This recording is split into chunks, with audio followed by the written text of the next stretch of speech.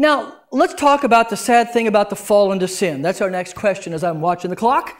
Let's look at Genesis. We'll actually read 15, 16, and 17. Now, it's very important for you to know, because this is going to be important as we talk about the fall into sin. Eve has not yet been created. Eve has not yet been created. This is going to be important. I'll show it to you. So, it's only Adam at this point. Verse 15, the Lord God, took the man, put him in the Garden of Eden, remember everything's sinless and wonderful, to work it and take care of it. Okay.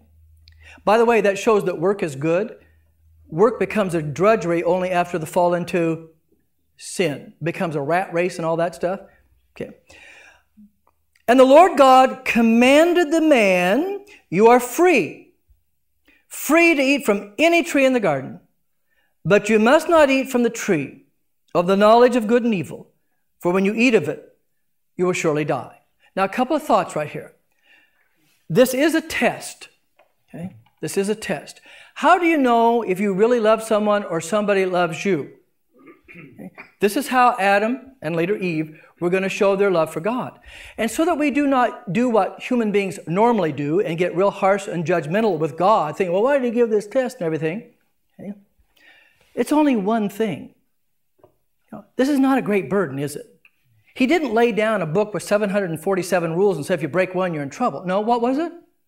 One. See, but the devil's going to do that. The devil's going to paint God as a mean old God. But this was a test for Adam. And let me kind of paraphrase what it all says as we go through this.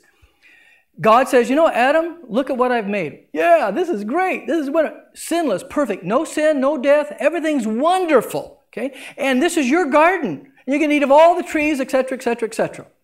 Hey, by the way, Adam and Eve and those were originally vegetarians. It's only after Noah came down after the flood that God gave permission to eat meat.